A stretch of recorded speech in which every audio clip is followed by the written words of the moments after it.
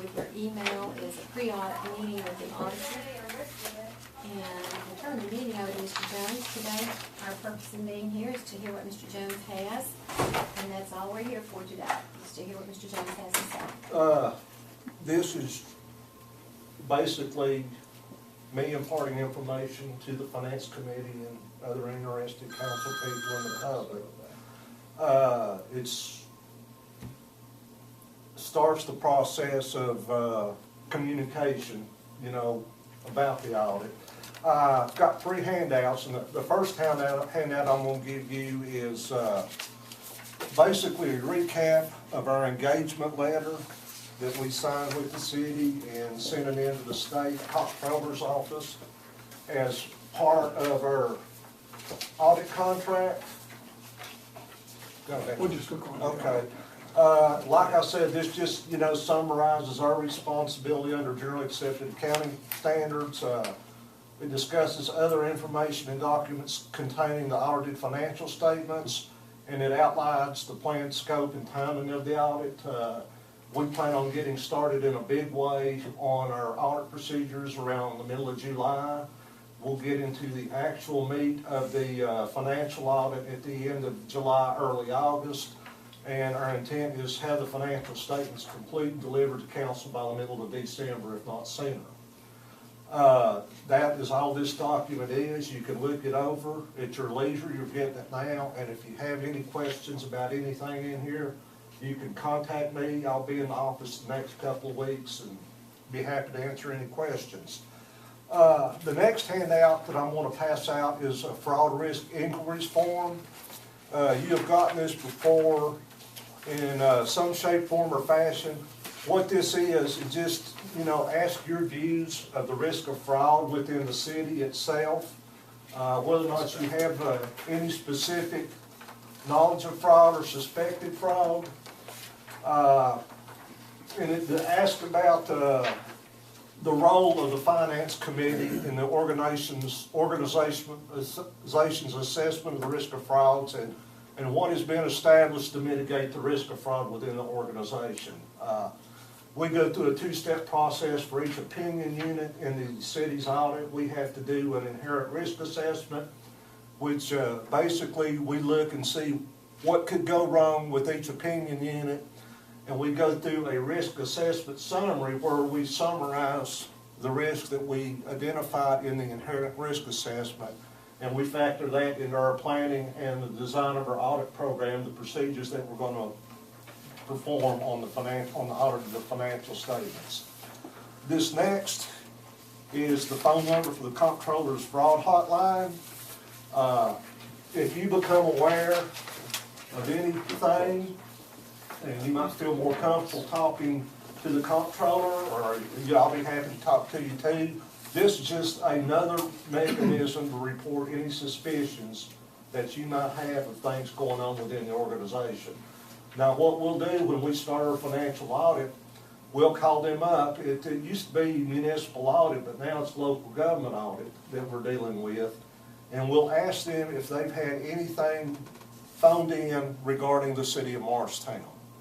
So that just gives us another avenue to identify things that might be going on within the city where we can, you know, identify what those are and factor that into our audit procedures. And this is just another way for you all to impart information in regard to the city's audit. It's become more of a risk-driven process as far as auditing is concerned than a procedure-driven process the way it was a few years back.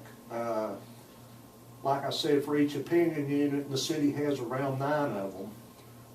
We'll do our risk assessment and then summarize those risks before we do our audit. But everything is based on what kind of controls do you have in place over the city's finances and the way you do things. You've noticed findings in the past couple of years, and those findings are a result of, you know, potential risk. We've had repeat findings about number of staff in the finance department. If you wanted to completely segregate everything that you could within the finance department, you'd have to hire several more employees. That's not really feasible, but we're still gonna report that finding, you know, that your finance department is understaffed. You know, that's just something that's not gonna go away. But you are not the only organization that has that dilemma. But this is, you know, basically my purpose in asking for this meeting today is to communicate to you these items and get the ball rolling on our audit planning process. And anybody have any questions right now, I'll be happy to address them. On the bottom of this page it says, how does your committee exercise this oversight? How do you answer that? That's something you're gonna have to get Tony to explain, you know, what is in place and.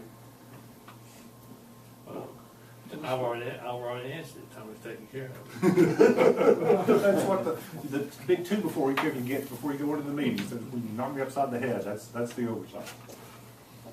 This form just for committee members, right, not?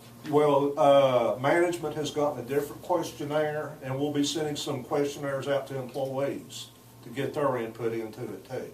I think he's asking whether, Yeah, I've always there's invited three everybody to committee come, members, so that's I not think whole that house. everybody on council should be Right. allowed to answer. Everybody, that, you know, yes. I've got an extra one right here. Oh, okay.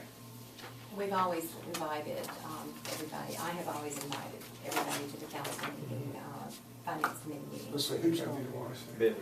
Yes. Okay. That's that information. If you want to put that in his mailbox, you can. Okay.